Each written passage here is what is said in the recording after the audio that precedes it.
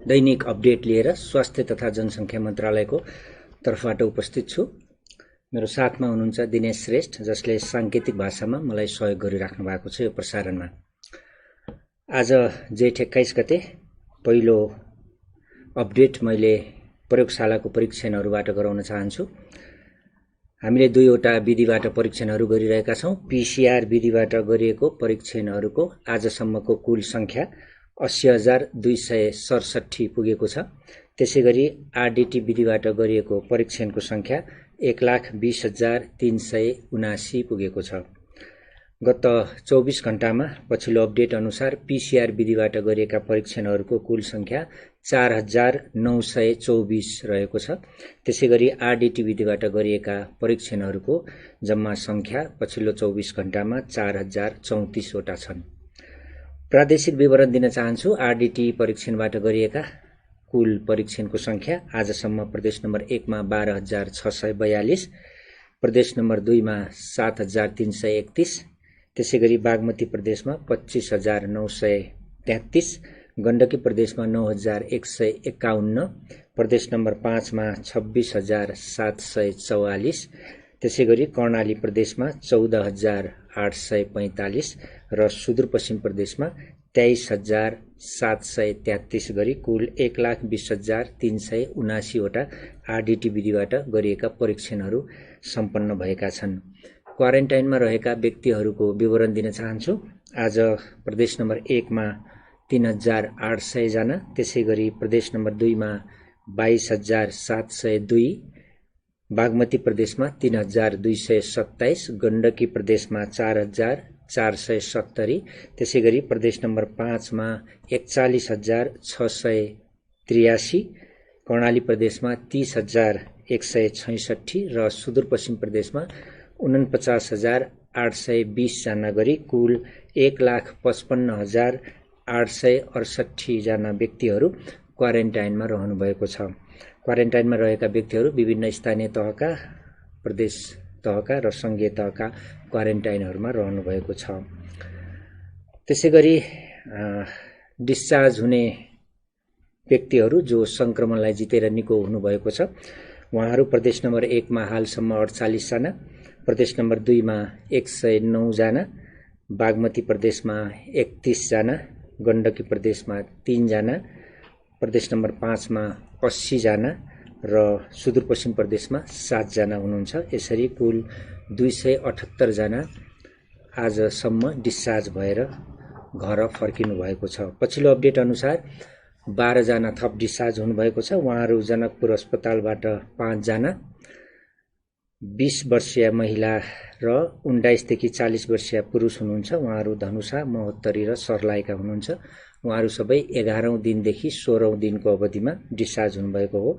त्यसैगरी टेको अस्पताल काठमाडौँबाट 1 जना डिस्चार्ज हुनुभएको छ। उहाँ काठमाडौँका 69 वर्षीय पुरुष हुनुहुन्छ। 9औं दिनमा डिस्चार्ज हुनुभएको हो अस्पतालबाट। त्यसैगरी बलम्बु स्थित युनिफाइड कमान्ड अस्पतालबाट 1 जना रौतहटका 34 वर्षीय पुरुष 15औं दिनमा डिस्चार्ज हुनुभएको छ।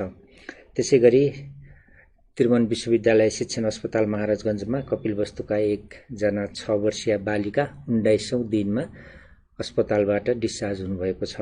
त्यसैगरी बुटोलबाट 4 जना डिस्चार्ज हुनुभएको छ। उहाँहरू अर्घाखाँची र कपिलवस्तुका हुनुहुन्छ। 18 देखि 24 वर्ष उमेरका पुरुषहरू हुनुहुन्छ। उहाँहरू 10औं देखि 25औं दिनको अवधिमा अस्पतालमा बसेर संक्रमणलाई जितेर घर फर्किनु भएको हो।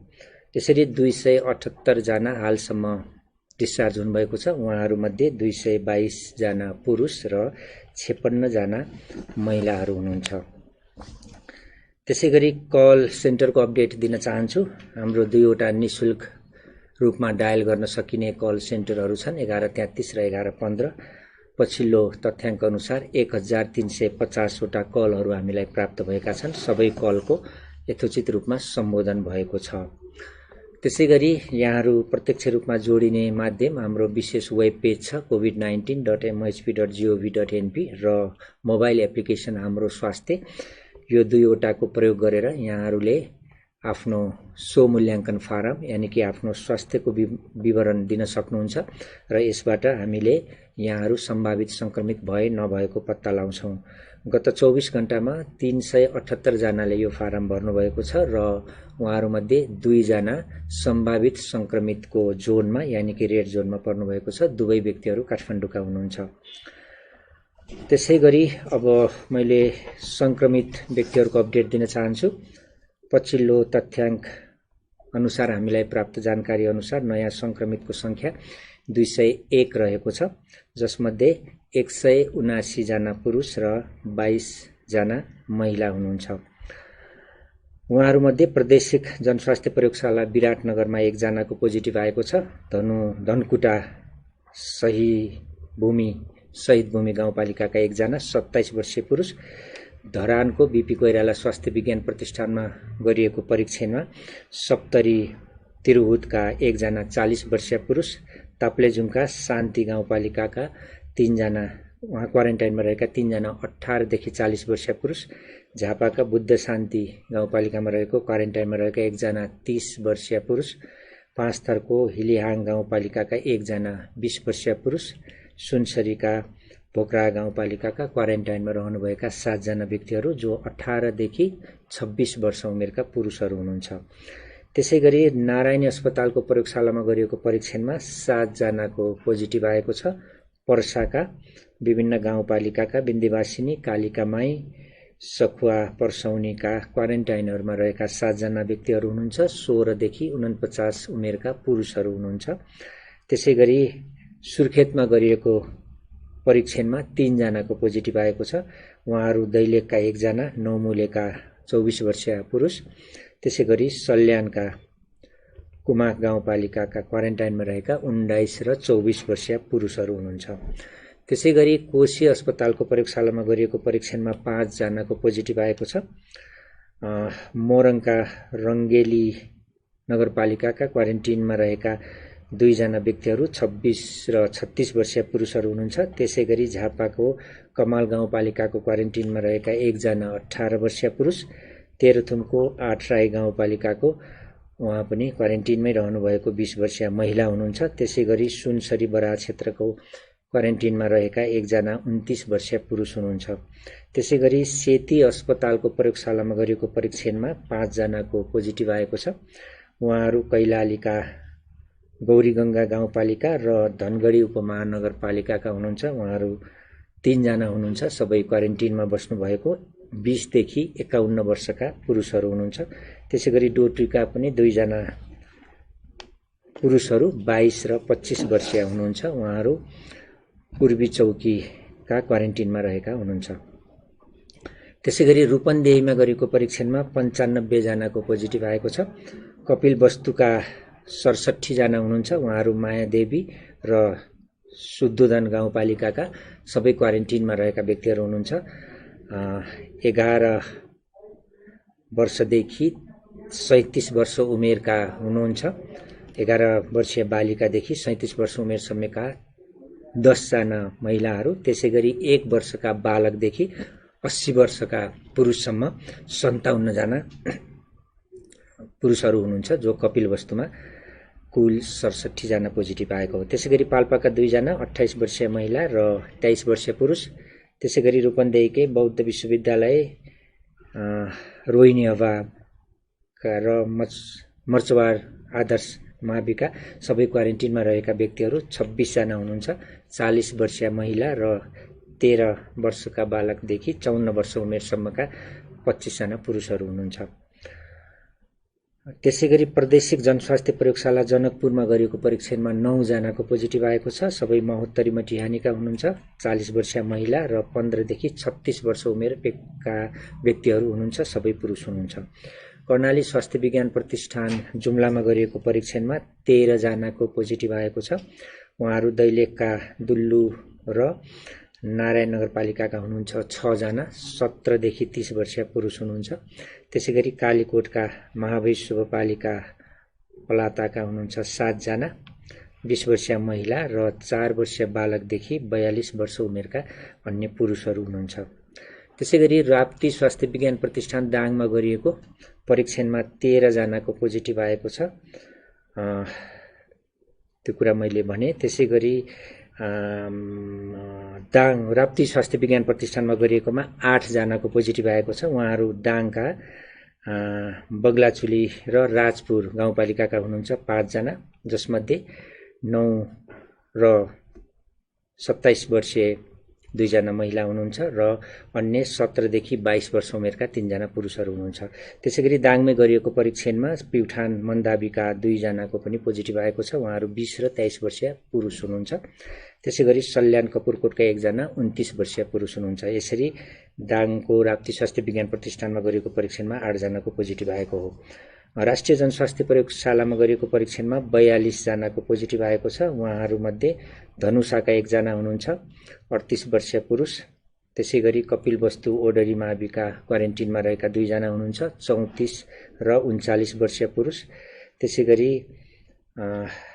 काठमाडौँका मेडिकल कलेज र टोखाका गरेर 3 जना हुनुहुन्छ 21 27 वर्षीय महिलाहरू। त्यसैगरी नवलपरासीका पहली नन्दन र बर्दाघाट क्वारेन्टिनमा रहेका व्यक्तिहरू 8 जना हुनुहुन्छ 17 देखि 34 वर्ष उमेरका पुरुषहरू हुनुहुन्छ। त्यसैगरी रौतहटका 11 जना हुनुहुन्छ, जसमध्ये 27 वर्षीय महिला र अन्य 22 देखि 50 वर्षका पुरुषहरू हुनुहुन्छ 10 जना। उहाँहरू जनता मावि कटरिया क्वारेन्टाइनमा रहनु भएको। त्यसैगरी रूपन्देहीको मायादेवीका 1 जना 22 वर्षीय पुरुष हुनुहुन्छ। त्यसैगरी सर्लाही श्री रामविलास प्रावि बैरियाका र जनता मावि हरकटवाका क्वारेन्टिनमा रहेका व्यक्तिहरू 15 जना हुनुहुन्छ, जसमध्ये 11 वर्षीय बालिकादेखि 16 देखि 40 वर्ष उमेरका अन्य पुरुषहरू हुनुहुन्छ। अन्तिममा सिन्धुपाल्चोक इन्द्रावतीका 1 जना हुनुहुन्छ 23 वर्षीय पुरुष। यसरी कुल आज थपिएको संक्रमितको संख्या 201 रहेको छ र हालसम्मको कुल संक्रमितको संख्या 2300 पुगेको छ, जसमध्ये पुरुषहरू 2130 जना र महिलाहरू 170 जना हुनुहुन्छ। र जिल्लाहरू थप भएका छन्, तेह्रथुम, 5 ताप्लेजुङ र 5 थर। यसरी कुल संक्रमित हुने जिल्लाको संख्या पनि 64 पुगेको छ। एउटा फेरि दुःखद समाचार छ। दोलखाका 76 वर्षीय पुरुष जो गत जेठको 13 गते काठमाडौँ मेडिकल कलेज सिनामङ्गलमा उपचारको लागि भर्ना हुनुभएको थियो। उहाँलाई हेमोरेजिक स्ट्रोक भएको थियो। उहाँको अपरेसन भएको थियो र 15 गते स्वाबको परीक्षण पश्चात पोजिटिभ आएपछि उहाँ थप उपचारको लागि त्रिभुवन विश्वविद्यालय टिचिङ अस्पतालमा उहाँलाई शिफ्ट गरिएको थियो। उहाँ आइसियुमा उपचारको लागि हुनुहुन्थ्यो। उहाँको आज निधन भएको छ। यसरी यो कोभिड-19 पोजिटिभ भएका व्यक्तिहरू जसको निधन भएको छ, हालसम्मको कुल संख्या 9 पुगेको छ। हामी मृत आत्माको चिर शान्तिको कामना गर्छौं र शोकाकुल परिवारलाई समवेदना व्यक्त गर्छौं स्वास्थ्य तथा जनसङ्ख्या मन्त्रालयको तर्फबाट। र सबैलाई फेरि पनि सचेत रहन आग्रह पनि गर्छौं। सबैले सबैको सहयोग गरेर सद्भाव कायम राख्न पनि आग्रह गर्छौं। अन्तिममा मैले एउटा सानो अनुरोध ल्याएको छु। यो विभिन्न स्थानहरूमा तरकारीहरू, फलेका तरकारीहरू, फालिएका कुराहरू, गाडिएका कुराहरू, तरकारीबाट रोग सर्ने भनेर भ्रमहरू फैलिएको र यसरी रोग सर्छ भनेर एक ठाउँबाट अर्को ठाउँमा जाने तरकारीहरूलाई फाल्ने, डिस्पोज गर्ने काम गरिएको छ। त्यस सम्बन्धमा हामीले योभन्दा अगाडि पनि यहाँहरूलाई भनेका थियौं। यो खाना र खानाको प्याकेटहरू, तरकारीहरू, फलफुलहरूबाट यो कोभिड-19 को भाइरस सरेको प्रमाण छैन। अहिलेसम्म सरेको कसैलाई पनि थाहा भएको छैन। यो त बरु श्वास प्रश्वासबाट सर्छ। रोगीले, संक्रमित व्यक्तिले हाछ्यौं गर्दा, खोक्दा, बोल्दा थुक्का छिटाहरू अन्य व्यक्तिमा पर्न जान्छ, सतहमा पर्न जान्छ र त्यो सतहबाट र अन्य व्यक्तिको नाकमुखमा पर्दा त्यसरी सर्ने हो। यो श्वास प्रश्वासबाट सर्ने भाइरस भएको हुनाले हामीले सुरक्षाका उपायहरू अपनाएर व्यक्तिगत सरसफाइमा ध्यान दियौँ भने यो रोग सर्न कम हुन्छ। त्यसले गर्दाखेरि यो तरकारी र फलफुलहरू नष्ट गर्नु हुँदैन, नष्ट नगर्न पनि हामीले अनुरोध गर्छौँ। यो त खानुपर्ने चिज हो, जसले गर्दा अहिले इम्युनिटी पावरको कुरा छ, भिटामिनहरू मिनरल्सहरू पाउँछ त्यसमा। त्यसले गर्दाखेरि यो आफ्नै स्वदेशमा उत्पादन भएका वा बाहिरबाट आएका फलफुल तरकारीहरू पनि खानलाई यो कोभिड-19 को तर्फबाट केही समस्या छैन।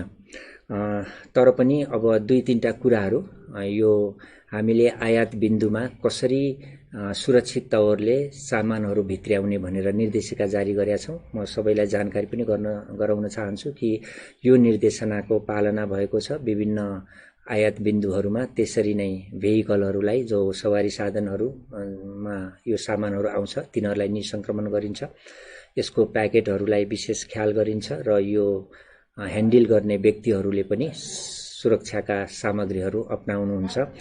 यसले गर्दाखेरि हामीले चाहिँ उहाँहरूलाई सर्नबाट यसरी बचाउँछौँ र तरकारी र फलफुलहरू सफा गरेर पानीले धोएर त्यसलाई सुरक्षित तरिकाले खानमा कुनै कन्जुसाइ नगर्नुहोला वा खान सक्नुहुन्छ, नष्ट नगर्नुहोला भनेर हामीले चाहिँ अनुरोध गर्न चाहन्छौँ स्वास्थ्य तथा जनसङ्ख्या मन्त्रालयको तर्फबाट।